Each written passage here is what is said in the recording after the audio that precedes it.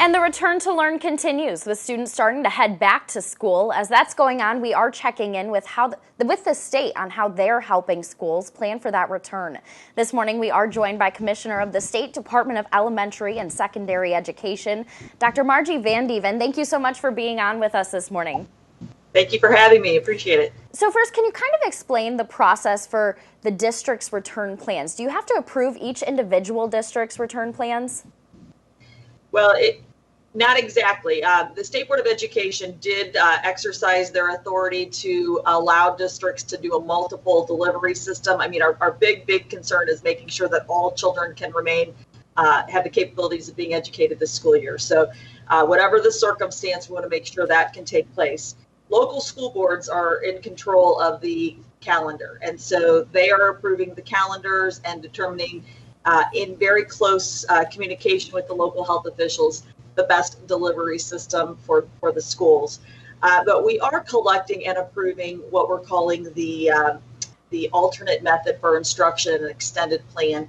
If a district does need to go to either a hybrid model where they're doing some online at home, or if they're going to a full virtual program. And that's really just to ensure that, we're asking the questions, how are you reaching every child? How is that education, that two-way street of communication with teachers continuing to occur when they are not on site on campus?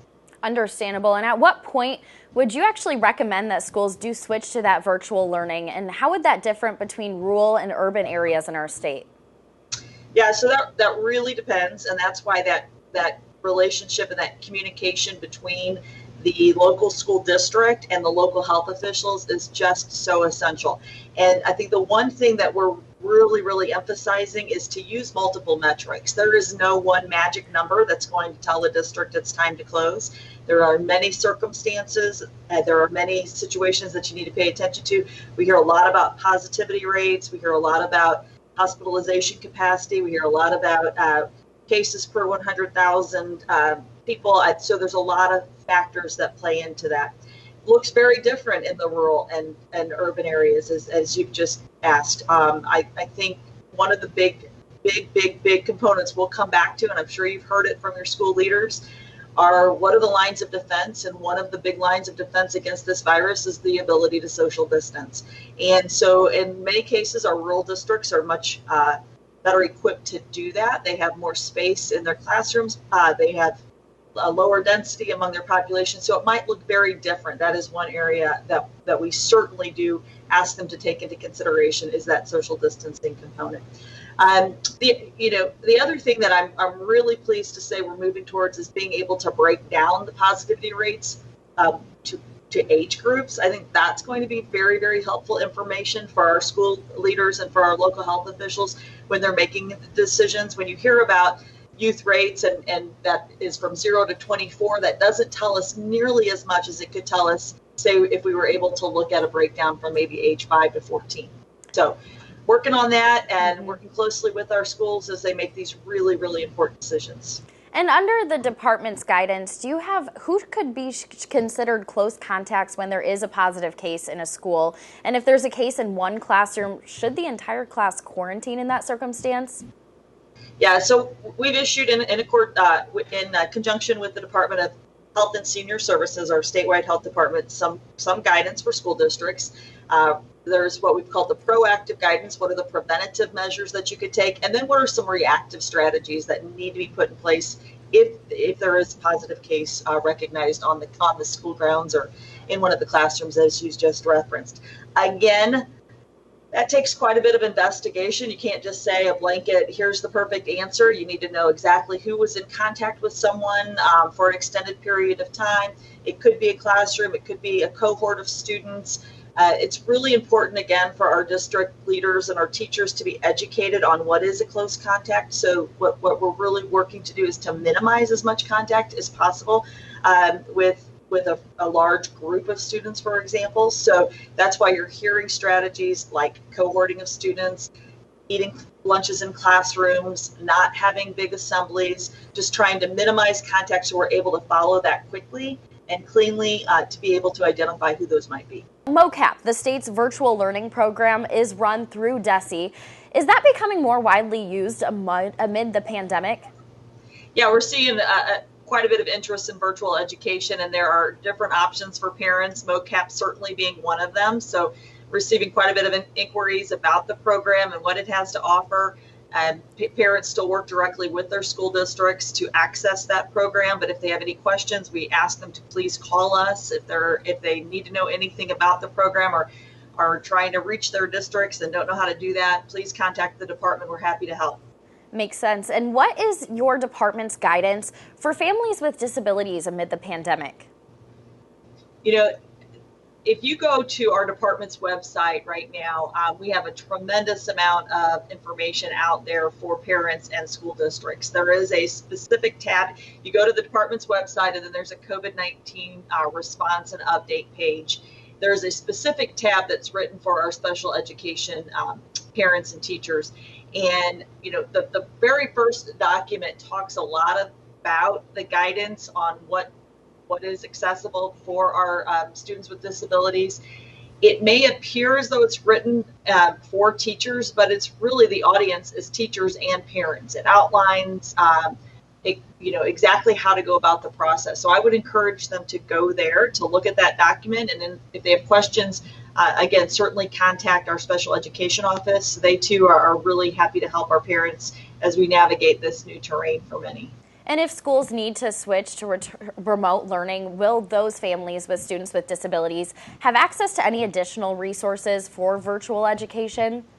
Well, the IEP stands for Individualized Education Programs. So again, all of these are highly individualized, and there is an IEP team of which the parents are a part of that team, and the IEP team determines what resources need to be accessible for the individual child. So again, it looks very different in instances across the state, but the important thing is, again, that we're reaching every child throughout this process.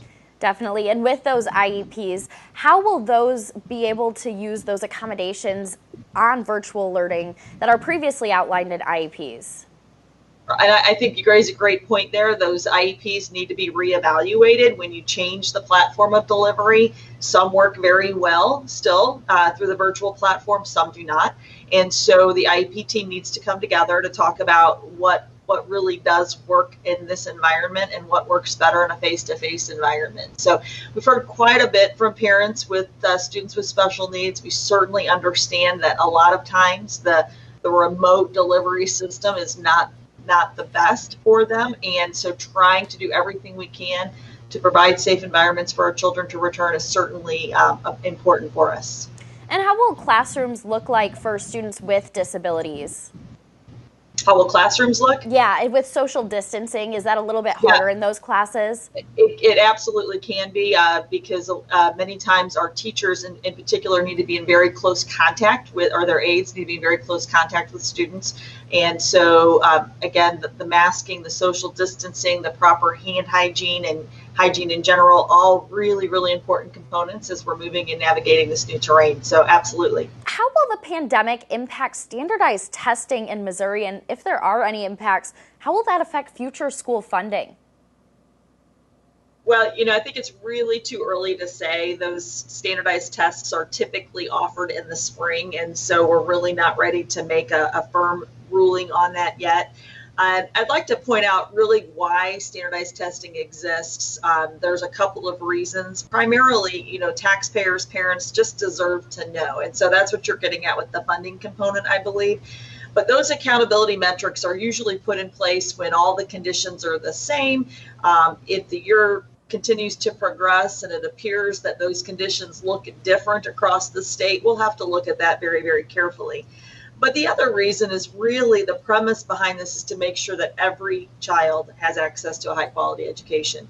And I do think that during this time period where children appear to be having access to different types of delivery systems, different models, it'd be a great time for us as a state to embrace this concept that we really need to learn what works and what doesn't work. Does broadband in a rural community, for example, impact broadband or lack of broadband impact a student's learning environment? And what do we need to do as a state to make sure that every child has access to those to the equipment they need to be successful? So right now, again, too early to tell how it impacts funding. Funding isn't necessarily tied to a school's performance in K-12, and so there should be minimal impact on the funding itself. But I think taxpayers are wanting to know how are our students doing, and I think we as educators, parents, teachers want to know how are our students doing with these various modes of delivery, because I think education will change and we want to grow through this pandemic. We want to grow. Of course. And is the department providing any resources for teachers this school year? We know that many are under a lot of extra pressure to prepare for a lot of different teaching methods that you were just talking about. Yeah, and first off, I want to say thanks to our teachers. Our teachers, our school leaders have just done incredible work in the spring when they moved so quickly to serve children, working throughout the summer in preparation for what this fall could bring. So thank you to our teachers. We've been working hard to provide resources for them, working with what we're calling our MoLeap program. So there will be learning blocks and tools that they could help identify where children are when they come into the classroom academically, but also social and emotional learning. We're working hard with a company called Alive and Well in Missouri to make sure that we find out where our children are when they come into the school day one and are able to work with our teachers and our students on that social emotional health, which is a really important component of a child's learning. And then finally, I'm excited about some modules that our own Missouri teachers created for Missouri teachers on what it was like to move into a remote learning environment when they hadn't done that before. So helpful modules, curriculum tools. Missouri is a local control state, so none of this is mandated, but certainly lots of resources. We are all working very closely as an education community to help one another through this. Great information there. Unfortunately, that is all the time we have this morning. Thank you again for joining us this morning, Dr. Vandeven. Thank you.